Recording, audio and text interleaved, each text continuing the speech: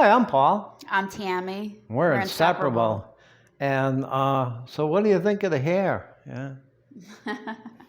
Nice haircut. She's got my 4th of hair. July haircut. Yeah, she's I had to work on the holiday. multi-talented, and there's no beauty school for that. You're self-taught, just like a lot of things. So today we're going to talk about conscientiousness.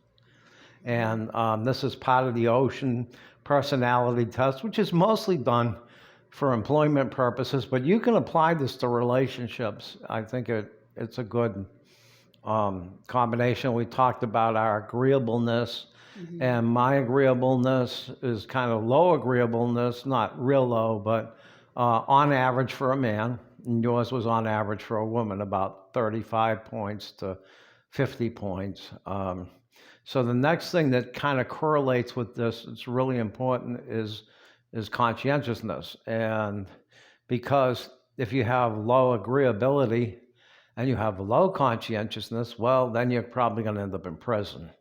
And if you have low or moderate agreeableness like I do, and good conscientiousness, well, then you're going to be a CEO.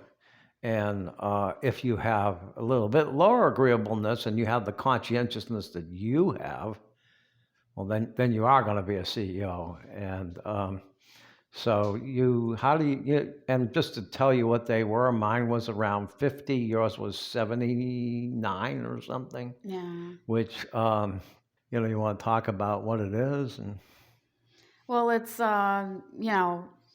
overly responsible, basically living with integrity, doing the right thing.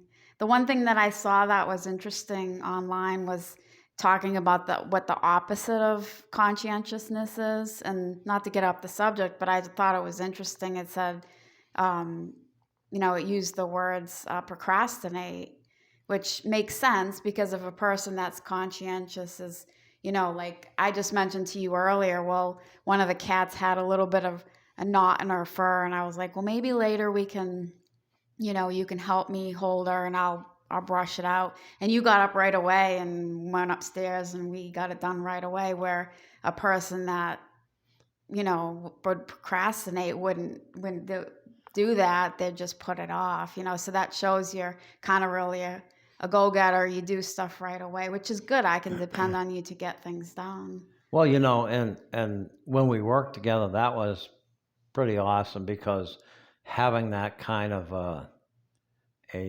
conscientious numbers, that and working as a team, both of us, that if the boss told us they wanted this done or that done, it was immediately done. Yeah. And she's like, I can't get people, I give them 2 days to do it and they can't get it done. And you guys have it done before I'm at the next site. So, but that's just the way we are. I mean, sometimes it can be a little rude because, if you stand there at the desk and you're talking to me and I see a piece of paper floating in the wind and lands on the site, I got to run out and pick it up right away.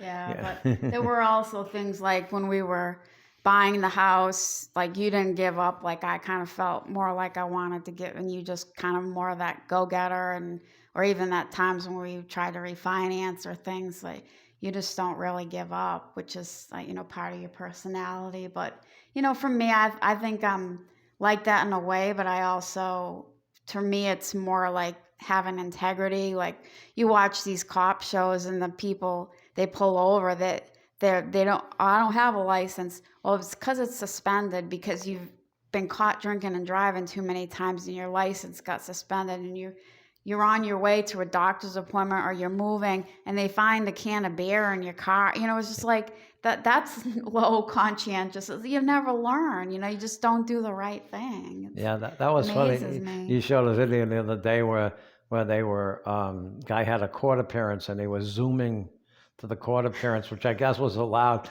and he was driving. While he was doing the Zoom call, and the judge says, "Wait, this hearing's about you driving with a suspended license. Are you driving right now?" I'm supposed to be driving. I just swear, people just don't learn. They just don't do the right thing. But sometimes sometimes it can get in the way. if you're so responsible that you feel responsible for other people's problems, and I've done that. I've taken Yeah. responsibility for other people when I care about them. Yeah. And I think it bothered you when other people wouldn't do the right thing. You know, they would let their bill go and they pay it a day late. So then they end up with a fee Yeah. or a fine or something. And you're like, why do they do that? You Yeah. know, but that's the procrastination part of it It too. explains it. Yeah. And then, like, you really should be on Social Security disability. You have a progressive disease that is disabling and is going to only get worse and makes it very difficult for you to work. And, you know, we work together, so I was able to help you out with a lot of things. And towards the end, if you needed to take a nap or something, yeah, I could man the office, and we did that. But, you know, but you have to kind of play the game, Yeah. you know, and you just can't do it, you know. And it's like, even though you legitimately deserve it, people who can play and game the system better than you will get the disability and you I don't. So, guess. you know, Yeah. that's kind of can be a tough thing sometimes if you're too honest and you can't say, well, look, you know, all right, well, you're telling me to do something that's very difficult for me to do. You know, just drop the thing on your toe, or, you know, say, I can't sit down for 15 minutes any longer. I can't sit down any longer, or, you know, something like that. I have to get up, you know, or something like that. And it's really, but, you know, that's life. We get through it, you know. And, but as far as being good mates, I think that if you're both conscientious, Yeah.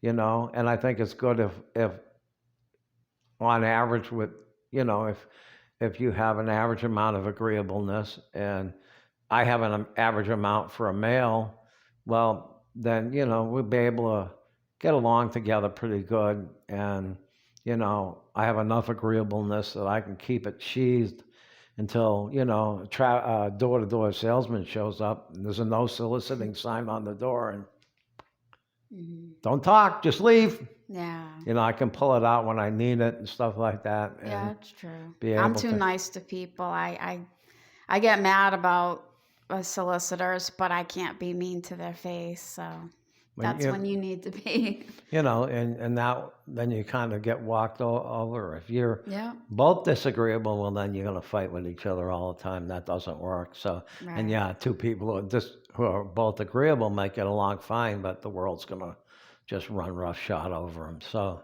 but it's a good combination. It's the important combination to look at those numbers. And then there's some more things in there like neuroticism. What's left? Neuroticism, ocean, uh, Openness and and extroversion. yeah. Yeah, and we kind of figure out which one of us is the extrovert.